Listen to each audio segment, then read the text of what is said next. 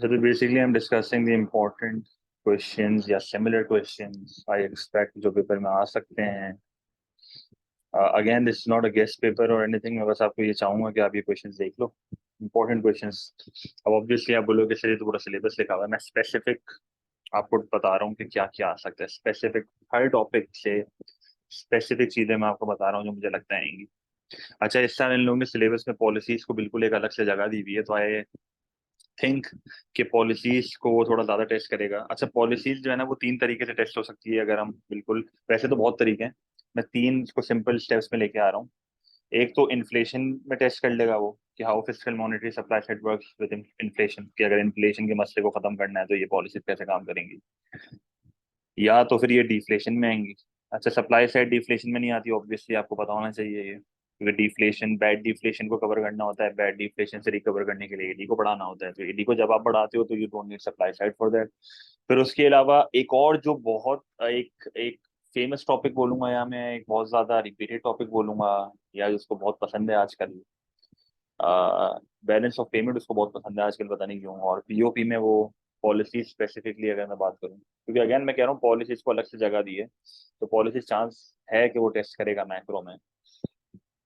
तो स्पेसिफिकली अगर हम देखें तो मुझे जहाँ तक लगता है ना, तो वो अगर पॉलिसीज आती भी हैं तो ऑब्वियसली वो पॉलिसीज करंट अकाउंट की आती हैं ऑब्वियसली. अच्छा एक्सपेंडिचर स्विचिंग डैम्पिंग के नाम से तो अब ये नहीं आएंगी ऑब्वियसली, क्योंकि वो तो हट चुका है.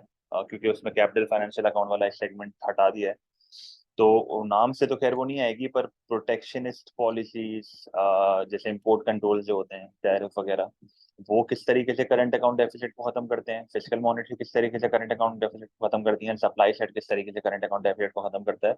अच्छा सप्लाई साइड किस तरीके से करंट अकाउंट डेफिसिट को खत्म करता है, ऐसा क्वेश्चन मार्च 23 में आ चुका है. तो आई डोंट एक्सपेक्ट कि सप्लाई साइड वो वापस टेस्ट करेगा. बट अगेन उससे कोई फर्क नहीं पड़ता, फिजिकल मॉनिटरी के ज्यादा चांसेस हैं. जैसे फॉर एग्जांपल क्वेश्चन आ सकता है कि वेदर फिजिकल पॉलिसी या क्या प्रोटेक्शनिस्ट पॉलिसीज ही अच्छी पॉलिसीज हैं जो करंट अकाउंट डेफिसिट को कम कर सकती हैं, तो उसमें आप दूसरी पॉलिसीज बताओगे साथ में. ठीक है.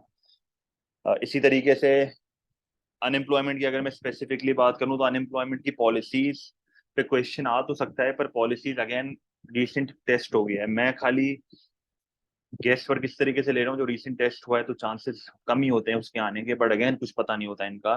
पर क्योंकि उनके पास स्कोप बहुत है इस बार बहुत उनके पास चीजें हैं, क्योंकि मैक्रो में आपको ये पता होगा कि सेक्शन सी है ना, मैक्रो हमारे पेपर का सेक्शन सी होगा, और सेक्शन सी में आपके पास दो क्वेश्चन होंगे और वो दो में से कोई एक करना होगा.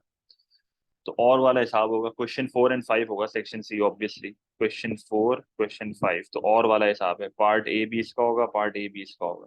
ठीक है. तो 8-12 वाला सीन होगा. तो इकोनॉमिक अनएम्प्लॉयमेंट की अगर मैं बात करता हूँ तो मुझे कॉजेस और कॉन्सिक्वेंसेस पे ज्यादा वो लग रहा है, क्योंकि मैं आपको एक अगर चीज बताऊँ ना, तो ये थोड़ी हैरत की भी बात है, ऐसा होता बहुत कम है. मार्च 23 के पेपर में एक क्वेश्चन आया है, दो क्वेश्चन आए हैं. एक क्वेश्चन था मार्च 23 के पेपर में, स्पेसिफिकली मैं बात कर रहा हूँ उसी, क्योंकि वही सबसे लेटेस्ट पेपर है. उसमें एक क्वेश्चन था इकोनॉमिक ग्रोथ के ऊपर. अब ये जो जो इकोनॉमिक ग्रोथ के ऊपर जो ये क्वेश्चन आया था ना, ये था कॉन्सिक्वेंसेस ऑफ इकोनॉमिक ग्रोथ पे, कि whether the consequences of economic growth are always positive. ये एग्जैक्ट क्वेश्चन बुक का है, मैं आपको ये दिखा भी दूंगा. ये एग्जैक्ट क्वेश्चन बुक का है. और उसका पार्ट ए जो था ना एप्रिसिएशन का, वो भी मार्च 23 में आया है. इसका मतलब बुक से ये क्वेश्चन रिपीट हुआ है, पहली बात. तो मार्च 23 का जो एक क्वेश्चन है वो बुक से एग्जैक्ट रिपीट हुआ है. इकोनॉमिक ग्रोथ का 12 मार्क वाला क्वेश्चन और एप्रिसिएशन का 8 मार्क वाला क्वेश्चन. तो उससे मुझे थोड़ी सी ये एक्सपेक्टेशन हुई है कि वो उसी इकोनॉमिक ग्रोथ के क्वेश्चन को चेंज करके अनएम्प्लॉयमेंट का क्वेश्चन बना सकता है. चांसेस हैं कि बड़ी आसानी से वो इकोनॉमिक ग्रोथ को रिप्लेस करके अनएम्प्लॉयमेंट कर देगा. तो ऐसे चांसेस हैं कि हो सकता है. इकोनॉमिक ग्रोथ के कॉजेज की भी क्वेश्चन है बुक में, वो भी मैं आपको भी दिखा रहा हूँ. अनएम्प्लॉयमेंट के कॉजेज के भी क्वेश्चन है बुक में. अच्छा अनएम्प्लॉयमेंट के कॉजेज के 12 मार्क का सवाल तो थोड़ा मुश्किल लग रहा है मुझे. आएगा तो 8 मार्क में ही आएगा, पर कॉन्सिक्वेंसेस 12 में आ सकता है. पर बात सारी वही है ना कि यार जो चीज हम पहले 12 मार्क में एक्सपेक्ट करते थे वो अब 8 में भी आ सकती है, क्योंकि 8 मार्क में भी इवेल्युएशन तो करनी है. तो वही मैं बोल रहा हूँ, उसके पास स्कोप बहुत है, इस साल बहुत चीजों में खेल सकता है वो आपके साथ. पर अगेन मैं आपको वही बोलना चाहूंगा कि स्पेसिफिक टॉपिक की मैं स्पेसिफिक चीजें बता रहा हूँ कि पॉलिसीज में इन्फ्लेशन की पॉलिसीज के मुझे जो हाई प्रायोरिटी लग रहा है ना, मैं उसको हाईलाइट कर रहा हूँ. मुझे लग रहा है इसके चांसेस बहुत ज्यादा है। पहली बात, physical monetary supply side inflation को कैसे हल करता है, पहली चीज। करंट अकाउंट की मुझे पता नहीं क्यों नहीं आ रही फीलिंग इतनी, आ जाए तो अगेन मुझे ब्लेम नहीं करना बाद में। डीफ्लेशन की भी मुझे इतनी नहीं लग रही उम्मीद, चांसेस नहीं लग रहे। पर अगर डीफ्लेशन आएगा भी तो फिजिकल वर्सेस मॉनेटरी आएगा, उसके अलावा नहीं आ सकता। या तो फिर मॉनेटरी इंडिविजुअली आएगा, फिजिकल इंडिविजुअली आएगा। वो सप्लाई साइड तो नहीं आएगा ऑब्वियसली। करंट अकाउंट की अगर मैं बात करता हूँ तो करंट अकाउंट में सप्लाई साइड के चांसेस तो नहीं है, पर फिजिकल मॉनेटरी के आ सकते हैं और प्रोटेक्शनिस्ट पॉलिसी आ सकती है। ठीक है। अनएम्प्लॉयमेंट में कॉजेज और कॉन्सिक्वेंसेज मुझे लग रहे हैं, इकोनॉमिक ग्रोथ में कॉजेज एंड पॉलिसीज मुझे लग रहे हैं, कॉन्सिक्वेंसेज मुझे नहीं लग रहा, क्योंकि 12 मार्क का मार्च 23 में आ चुका है, तो मुझे थोड़ा सा डाउट है again. Circular flow of income में बिल्कुल गैस करना मुश्किल है कि क्या आएगा, क्योंकि ये बहुत ही, ये तो A2 में भी बहुत कम आता था। तो अगेन इसका जो क्वेश्चन मार्च 23 में आया था वो तो आसान था, तो आई होप अगर आता भी है तो आसानी है, पर उसका कोई स्पेसिफिक क्वेश्चन हमें पता नहीं है जो आ सके। अच्छा, इन्फ्लेशन की अगर मैं बात करता हूँ ना मजीद, तो इन्फ्लेशन के अफेक्ट्स का क्वेश्चन एक ही आता है जो कि हमेशा ही आता है, अगर आता भी है तो internal versus external consequences of inflation, या इन्फ्लेशन के फायदे नुकसान, जो कि मार्च 23 की डेटा रिस्पॉन्स का मेरे ख्याल में लास्ट पार्ट था। मार्च 23 की डेटा रिस्पॉन्स का लास्ट पार्ट था, उस टाइप का क्वेश्चन 12 मार्क में आ सकता है। उसके अलावा देखो, मैं स्पेसिफिक बातें कर रहा हूँ तो काइंडली ये लिख लेना अगर आपको देखने हो सवाल। उसके अलावा इन्फ्लेशन का, अफेक्ट्स ऑफ इन्फ्लेशन का इंटरनल वर्सेस एक्सटर्नल कॉन्सिक्वेंसेस, ये बहुत आसान सवाल था, दो दो आपको इंटरनल एक्सटर्नल कॉन्सिक्वेंस याद कर लो, इवैल्यूएशन मैंने आपको सिखा दी थी। डीफ्लेशन की अगर मैं स्पेसिफिक बात करता हूँ तो डीफ्लेशन के टॉपिक में कॉजेस का क्वेश्चन तो आ सकता है, पर डीफ्लेशन में मुझे कॉजेस से ज्यादा जो एक्सपेक्ट है, अगर 12 मार्क में आता है ये, तो इन्फ्लेशन वर्सेस डीफ्लेशन आएगा कि ज्यादा हार्मफुल कौन सा है या ज्यादा डिजायरेबल कौन सा है, ये आ सकता है अगर आता भी है तो। अच्छा, इंटरनेशनल ट्रेड एंड प्रोटेक्शनिज्म पे मुझे बहुत ज्यादा उम्मीद है इस साल, 8 मार्क्स और 12 मार्क्स में, तो मुझे इसमें थोड़ी सी है कि चांसेस हैं कि ये आ जाए, ये मुझे थोड़ा लगता है इसके चांसेस ज्यादा हैं। ठीक है। और प्रोटेक्शनिज्म का एक बहुत फेमस क्वेश्चन है कि discuss whether protectionism is justified, 12 marks का एक क्वेश्चन आता है, तो ये 8 मार्क में कन्वर्ट करके उसको दे सकता है। इंटरनेशनल ट्रेड के 8 मार्क में भी बड़े आसानी से सवाल बनते हैं, टैरिफ का बना देगा, सब्सिडी का बना देगा, या इम्पोर्ट कोटा और टैरिफ को कंपेयर करके बोलेगा बता दो कौन सी अच्छी है। 8 मार्क से बड़ा आसानी से आ सकता है क्वेश्चन। प्रोटेक्शनिज्म में 12 मार्क का क्वेश्चन आ सकता है कि आर्ग्यूमेंट्स अगेंस्ट एंड फॉर वाला सीन जो होता है। ठीक है। अच्छा, अगेन आपको ये चीज याद होनी चाहिए कि अगर ये क्वेश्चन फ्री ट्रेड में भी आ जाए तो एक ही बात है, क्योंकि प्रोटेक्शनिज्म के एडवांटेजेस और फ्री ट्रेड के डिसएडवांटेजेस, एंड प्रोटेक्शनिज्म के डिसएडवांटेजेस और फ्री ट्रेड के एडवांटेजेस। तो ये आई होप भाई आपको ये चीज पता है, डबल डबल याद नहीं करना। अच्छा, बीओपी में पॉलिसीज से हटके जो आ सकता है ना, जो नहीं आया काफी टाइम से, आज तक नहीं आया मेरे हिसाब से, और वो 12 मार्क का क्वेश्चन है, जिसमें वो ये पूछ सकता है कि क्या करंट अकाउंट डेफिसिट हमेशा हार्मफुल है। ये क्वेश्चन आ सकता है, क्या करंट अकाउंट डेफिसिट हमेशा हार्मफुल है, क्या करंट अकाउंट डेफिसिट हमेशा की इकोनॉमी को हार्म करेगा, तो ये एक आ सकता है। ठीक है। एक्सचेंज रेट की मुझे इतनी उम्मीद नहीं है इस साल, अगर आता भी है तो 12 मार्क का क्वेश्चन ये आ सकता है कि डेप्रिसिएशन का एडवांटेज डिसएडवांटेज, या एप्रिसिएशन का एडवांटेज डिसएडवांटेज, इस तरह का आ जाए तो आ जाए, वरना अगेन मुझे नहीं लगता एक्सचेंज रेट आएगा। तो अगर मैं इन टॉपिक्स में से आपको बताऊं तो मुझे क्या लगता है, जी मुझे क्या लगता है कि मैं अगर आपको स्पेसिफाइड बताऊं, तो मैं स्पेसिफाइड जो बात कर रहा था, मुझे ये लगता है कि पॉलिसीज में इन्फ्लेशन, सही है, पॉलिसीज में इन्फ्लेशन, और इंटरनेशनल ट्रेड एंड प्रोटेक्शनिज्म, उसके अलावा इकोनॉमिक ग्रोथ मुझे नहीं लगता, कॉजेज अगर आ जाए तो आ जाए। अनएम्प्लॉयमेंट मुझे लग रहा है कि ये एक ऐसा टॉपिक है जो कि इसमें खेल सकता है वो, अगेन क्योंकि इसके पास, अगेन बोला, उसके पास बहुत चीजें हैं इस बार खेलने के लिए, वो लिमिटेड चीजें नहीं है, उसके पास बहुत चीजें हैं। नॉर्मली ऐसा होता है कि जब कोई नई चीज ऐड होती है तो वो टेस्ट तो जरूर करते हैं, पर बिजनेस के पेपर में ऐसा नहीं हुआ है आई गेस। तो अच्छा, बीओपी का मैं कह रहा था कि बीओपी में ये क्वेश्चन आ सकता है कि करंट अकाउंट डेफिसिट हमेशा हार्मफुल है या नहीं है, करंट अकाउंट डेफिसिट के कॉजेस क्या हैं, एक ही आ सकता है। तो ये सरप्लस का क्वेश्चन कम ही आता है। एक्सचेंज रेट का अफेक्ट वो बोल सकता है बीओपी पे क्या है, ये एक चीज है। एक्सचेंज रेट के साथ बैलेंस ऑफ पेमेंट को मर्ज कर दे तो कर दे। बीओपी में स्पेसिफिकली करंट अकाउंट की मैं बात कर रहा हूँ, क्योंकि करंट अकाउंट ही पार्ट है ना सिलेबस का हमारा, बाकी दो तो नहीं है। अच्छा, फिर अगर मैं आपको स्पेसिफिक अब क्वेश्चन दिखाना स्टार्ट करूँ ना, तो काइंडली आई होप जो मैंने चीजें बोली हैं आप समझ गए हो, ये क्वेश्चन से आपको और समझ आ जाएगा मैं क्या बोलना चाह रहा हूँ। मैं आप जल्दी जल्दी स्किम कर रहा हूँ क्वेश्चन। ये एक क्वेश्चन है, हर टॉपिक के मैं आपको दिखा रहा हूँ। अच्छा, मैं 12 के दिखा रहा हूँ, 8 के नहीं दिखा रहा, क्योंकि ऑटोमेटिकली 8 भी कवर हो जाएगा हमारा टॉपिक्स के साथ ही। तो एक तो डोमेस्टिक एंड अपना internal internal and external consequences of inflation वाला क्वेश्चन, सही है, तो इसका मैंने वो भी दिया हुआ है आपको। उसके अलावा वही देखो, वही चीज की मैंने एमएस भी डाल दी है। कंज्यूमर्स एंड प्रोड्यूसर्स किसको ज्यादा हार्म करेगा इन्फ्लेशन, अगेन वही इंटरनल एक्सटर्नल वाली चीज इसमें आएगी। तो इवैल्यूएशन इसकी ये होगी कि depends on the inflation rate of the competing countries में। नॉर्मली प्रोड्यूसर, कंज्यूमर तो हमेशा ही सफर करेंगे, पर प्रोड्यूसर करेंगे या नहीं करेंगे डिपेंड करता है कंपीटिंग पार्टनर का इन्फ्लेशन। फिर कॉजेज ऑफ इन्फ्लेशन का 12 मार्क का क्वेश्चन बहुत टाइम से नहीं आया है। 12 मार्क का question on causes of inflation बहुत टाइम से नहीं आया है, तो वो भी मैंने यहाँ पर डाल दिया है। ठीक है, with evaluation with conclusion everything. उसके अलावा ये वाला एक बहुत पुराना सवाल है, ये भी नहीं आया काफी टाइम से, ये भी कॉजेज ऑफ इन्फ्लेशन का, ये 12 मार्क्स का, तो ये भी मैंने डाल दिया है। फिर उसके बाद ये पॉलिसीज पे थोड़ा आ गया है, मतलब ये monetary policy and fiscal policy का क्वेश्चन है इन्फ्लेशन को खत्म करने के लिए, तो ये एक अच्छा सवाल है मेरे हिसाब से, चांसेस हैं ऐसे क्वेश्चन पे। सही है। सप्लाई साइड उसको बहुत पसंद है, सप्लाई साइड मेरे ख्याल में दे देगा वो फिस्कल पॉलिसी के साथ, अगर इन्फ्लेशन देता भी है ना वो, तो सप्लाई साइड पॉलिसी शायद वो दे दे। जैसे एक क्वेश्चन आगे आएगा ये रहा, supply side versus fiscal policy, तो ये एक क्वेश्चन है जो हमने डिस्कस किया था, ये भी पॉसिबल चांसेस है ऐसा दे दे। ठीक है। तो उसके अलावा, देखो the policy options to a government face with inflation, again this is the same question I am talking about. सही है। फिर उसके अलावा whether supply side is effective, ये एक जर्नल अब मैंने थोड़ा डाल दिया ताकि रिवीजन के तौर पे आप कर लो। ठीक है। सप्लाई साइड के डिसएडवांटेज एडवांटेज, क्योंकि ये बहुत फेवरेट उसका सेगमेंट है, उसको बहुत पसंद है सप्लाई साइड, पता नहीं क्यों। ठीक है, तो मैंने 3 क्वेश्चन डाल दिए, इसके 4 डाल दिए बल्कि, तो वो देख लेना। ठीक है।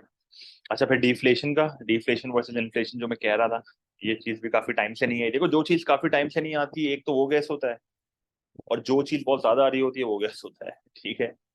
तो मैंने वही 2 चीजें करी हैं रिवीजन के तौर पे। देखो, फिस्कल वर्सेस मॉनेटरी डिफ्लेशन ये पिछले 4 साल में 2 बार आ चुका है, तो आई डोंट थिंक वो वापस ये चीज देगा मेरे हिसाब से, तो मैंने फिर भी डाल दिया। इन्फ्लेशन डिफ्लेशन का हार्मफुल वाला डिजायरेबल वाला दोनों मैंने डाल दिए हैं विद कंक्लूजंस, तो ये भी आप देख लेना, मैंने इसकी थ्योरी भी डाल दी है। अच्छा, फिर उसके अलावा अ, ये वही वाला पॉलिसी और कॉज एक साथ जो आया था, तो ये भी मैंने डाल दिया है। अच्छा, अब ये बुक के क्वेश्चन, अब देखो जरा बुक की गेम में आपको बताऊं, मैं कभी भरोसा नहीं करता था इस चीज पर, जब मैंने ये चीज देखी कि मार्च 23 में बुक से क्वेश्चन दे दिया है उसने, तो मैंने बुक के क्वेश्चन डाल दिए है। ठीक है। तो काइंडली ये देख के चले आना, कोई एक भी आ जाएगा ना तुम्हारा काम हो जाएगा, ऑब्वियसली तैयारी तो हमारी सबकी है। रिलाई तो आप इसमें नहीं करोगे, तभी मैं इतना एंड में देता हूँ ये चीज। तो explain how consumer price index is constructed and consider how useful it is as a measure of inflation। तो कंज्यूमर प्राइस इंडेक्स बताओगे कैसे कंस्ट्रक्ट होता है, डिफाइन करोगे, फिर उसकी यूजफुलनेस बताओगे, और इवैल्यूएशन में बोलोगे कि भाई किस हद तक ये यूजफुल है, डिपेंड करता है कि ये एक्यूरेट है या नहीं है। ठीक है। यूजर्स बताओगे।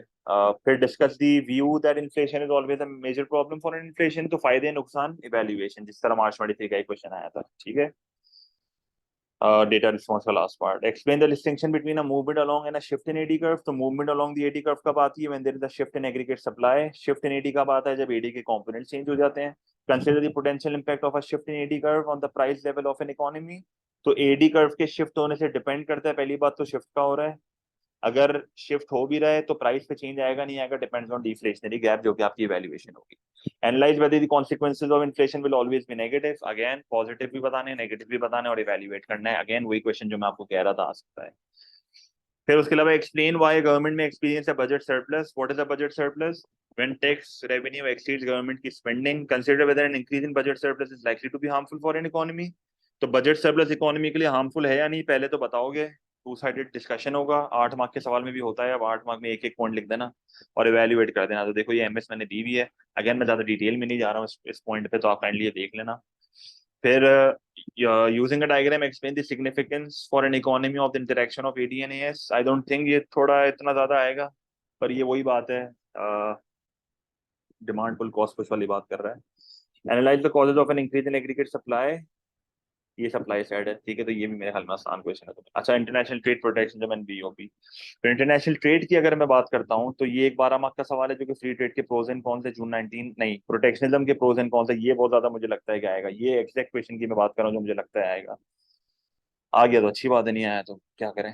तो जून 19 में आया था ये। अच्छा, इसका एक अगेन सिमिलर भी नवंबर 21 में आ चुका है, पर वो फ्री ट्रेड के ऊपर था, वो थोड़ा अजीब सा था। तो प्रोटेक्शनिज्म के प्रोज एंड कॉन्स वाला क्वेश्चन है, इसकी मैंने एंड में एमएस वगैरह सब डाली हुई है, ये तो उनकी है। ये देखो ऐसा सेम क्वेश्चन है, ये नवंबर 18 वेरिएंट 1 में आया था, ये भी है सेम क्वेश्चन है। ये मैं क्वेश्चन बोल रहा हूँ ऐसा आ सकता है, ऐसा आ सकता है, प्रोटेक्शनिज्म का 8 मार्क का ये बुक का क्वेश्चन है। ठीक है, क्योंकि 8 मार्क का न्यू पैटर्न है तो थोड़ा बुक पे भी मैं गया हूँ। Difference between import tariff and import quota and consider which would be more effective in reducing import. तो बहुत आसान सवाल है मेरे हिसाब से, तो पीईटी पे डिपेंड करता है, आखिरी कंक्लूजन तो आपका यही होगा। ठीक है, हाँ वर्क किस तरीके से करते हैं वो तो एनालिसिस में बताएंगे, और फिर उसका इवेल्युएट करोगे एंड में। ठीक है, पर इसने देखो अच्छी एमएस दी हुई है, बुक की एमएस है, बट अगेन अगर आपको लगता है ना आपको कोई पॉइंट यहाँ से मैच नहीं हो रहा, तो आप याद रखना ये बुक में ये एग्जामिनर ने बनाई है, तो फर्क होता है, सही है, आपसे इतना एक्सपेक्टेशन नहीं होती, आप सिंपल पॉइंट्स रखना अपने। Discuss whether protectionism can reduce unemployment, ये एक क्वेश्चन आ सकता है अगर अनएम्प्लॉयमेंट को उसको टच करना है स्पेसिफिकली, देखो सिक्लिकल अनएम्प्लॉयमेंट वगैरह को टच कर रहा है, तो ये एक अच्छा सवाल है मेरे हिसाब से। फिर एक आ सकता है consider the advantages may, advantage the country may gain from international trade and consider the extent to with the theory of comparative advantage explain the pattern of international trade. तो इसमें assumptions वगैरह आपको बतानी होंगी, मेरे ख्याल में ये भी एक बहुत आसान सवाल है। Discuss whether a surplus on the current account the balance of payment will benefit an economy, देखो ये थोड़ा इस तरह के सवाल बीओपी के आज तक नहीं आए, करंट अकाउंट सरप्लस के फायदे नुकसान और ये सारी चीजें ना, तो ये सब नहीं आए हैं आज तक। ठीक है, ये देख लेना जरा। what is meant by protectionism and consider the effects of tariffs and import quotas on the imports of a country। ठीक है, आसान है। whether is the best fit the dealing of current account, ये तो ये क्वेश्चन मैं कह रहा हूँ कि ये आ सकता है इस तरह का, whether protectionism is the best way, yes no, साथ में एक और पॉलिसी बता सकते हो आप, फिजिकल या मॉनेटरी बता देना, सप्लाई साइड बता देना, हमारे लिए और इवेल्युएशन करनी होगी। ठीक है, कोई इवैल्यूएशन कोई मसला हो तो पूछ सकते हैं आप मुझसे, बट स्पेसिफिकली मैं क्वेश्चन बस दिखा रहा हूँ, डिस्कस कम कर रहा हूँ। Explain what is meant by an imbalance on the current account of an Asian balance of payment and consider the causes of imbalance, वही बात है, डेफिसिट सरप्लस के कॉजेस की बात कर रहे हैं, इम्बैलेंस यही होता है। Discuss the extent to which a country should be concerned about a significant right increase in the size of it deficit of the current account, ये करंट अकाउंट डेफिसिट के फायदे नुकसान विद इवैल्यूएशन, तो notes में काफी straight forward लिखा हुआ है। Discuss weather deficit on the current account, अच्छा डेफिसिट हार्मफुल नहीं होता, डिपेंड करता है कि क्या मंगवा रहे हो, अगर रॉ मटेरियल वगैरह मंगवा रहे हो तो शॉर्ट टर्म में मसला है, पर लॉन्ग टर्म में फायदा है, वैल्यूएशन यही है इसकी। ठीक है, और परसिस्टेंट है कि नहीं है ये भी एक पॉइंट है। Discuss whether a deficit on the current account of the balance of payment will always cause problems, देखो ऐसा सिमिलर क्वेश्चन, सेम वर्डिंग और डिफरेंट वर्डिंग सेम क्वेश्चन। ठीक है, जो मार्च में वो दिखा रहा हूँ, explain and compare two consequences of imbalance in the current account, वही देखो वही बात है, कॉन्सिक्वेंसेज की बात कर रहा है। अब इम्बैलेंस स्पेसिफाई नहीं कर रहा है ऐसा तो नहीं आएगा, स्पेसिफाई करेगा वो आपके लिए।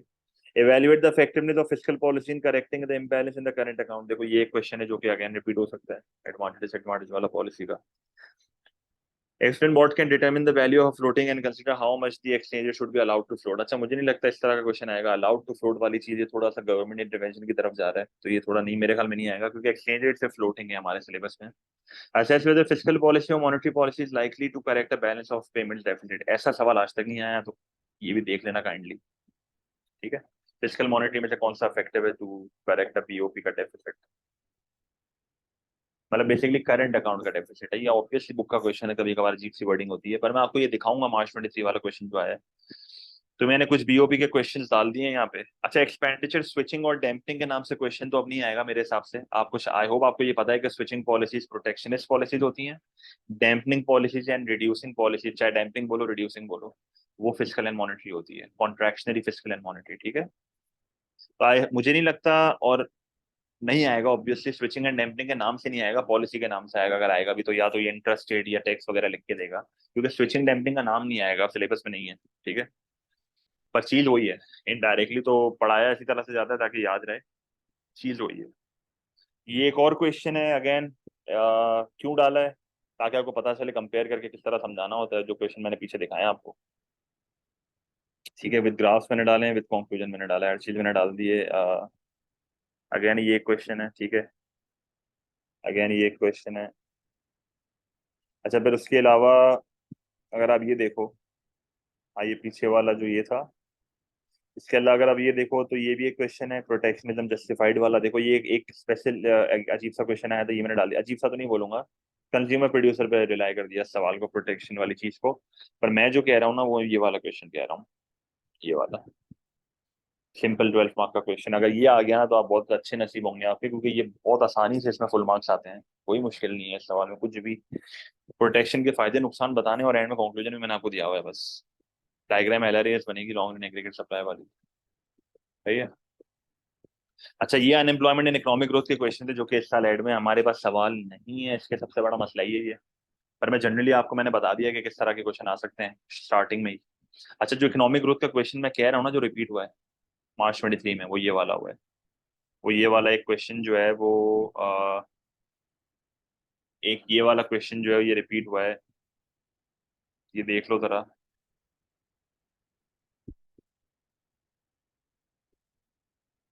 ये बस में क्या कह रहा है ये वाला question 5, assess whether the consequences of economic growth will always be positive। मार्च 23 में ये क्वेश्चन 4 का पार्ट भी था मेरे ख्याल में, ये रिपीट हुआ है। ठीक है, और एक और एप्रिसिएशन वाला भी रिपीट हुआ है एक्सचेंज रेट का, वो भी मैं दिखाता हूँ आपको।